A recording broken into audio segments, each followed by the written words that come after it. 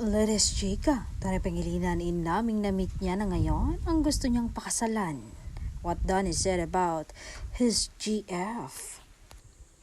I've never met a girl as cute and beautiful as Bel Mariano. I tell her she's cute every single day. The moment I met her, I wanted to marry her. It's like winning the lottery. I changed my lifestyle because I don't want her to feel lonely.